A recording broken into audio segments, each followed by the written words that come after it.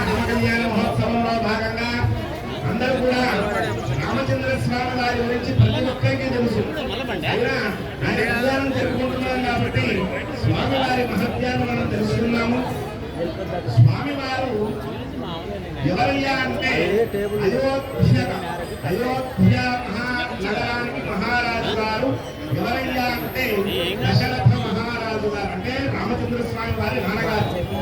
ఆ దశరథ మహారాజు గారు ఈ అయోధ్యకంతా కూడా మహారాజు గారు.